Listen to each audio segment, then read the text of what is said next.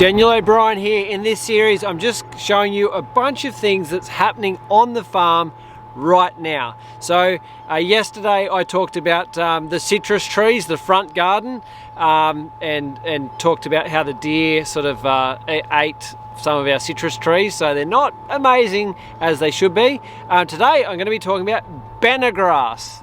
Okay, so what we're looking at here, I'm on the buggy. I'll show you this maybe in another video, the solar powered electric golf buggy. So this is Bana grass, and this is our southern boundary. Now I planted this Bana grass in September last year, and some of it went like really tall, and some of it is like almost like knee height. So this is the Bana grass.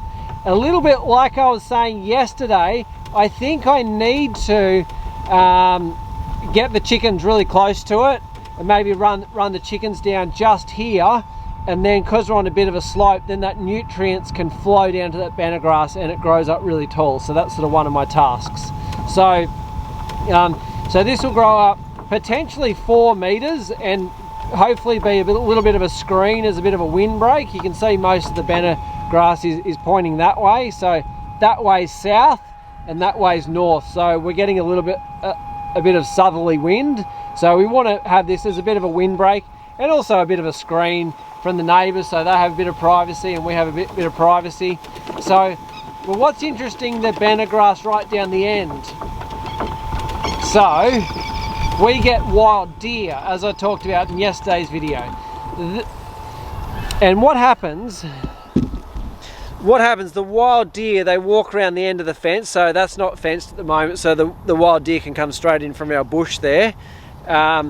Which is sometimes good, but sometimes it sucks when they eat stuff you don't want to.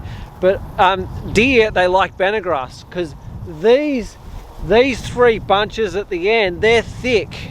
And what I figured is there's probably a couple of things happening. One, they might get a little bit more nutrients because maybe they're close to the bush and there's a bit more nutrients here. That's one theory. 2, what I think has happened, the deer have been chewing this down. And like when you trim a tree, it grows more prolific. So I think because the deer have sort of been trimming it, it's come back really thick. And 3rd, because the deer have been here, when they've been eating, they've probably been pooping, so it's got a little bit more nutrients. So that's one thing probably next year I'll be doing with the Bana grass, is trimming it and like laying it down so it can like sprout up more. So I'm doing a little bit with Bana grass, and the Bana grass on the farm that's doing the best is this one, and this is the closest one to where the deer walk in. So that sort of tells me something. I'm not sure what it tells me. Maybe I should let the deer eat the Bana grass and it'll come back a lot thicker.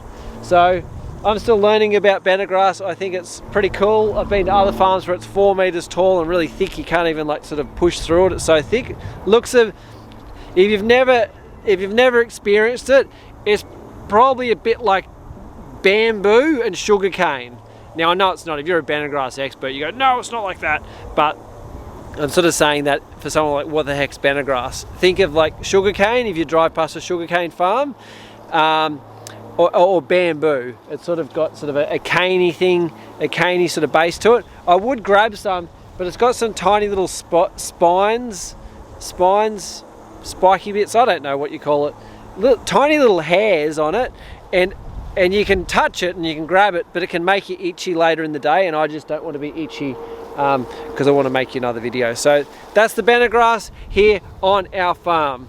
See you in tomorrow's video.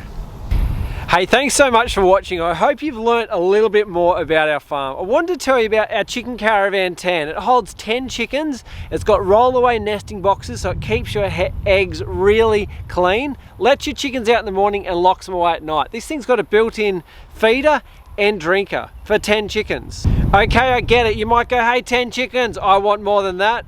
We also make one for 30 chickens. It's got the same deal. It locks them away at night, lets them out in the morning, got a roll-away nesting box, got feeder and drinker. Check it out at chickencaravan.com. Thanks for watching.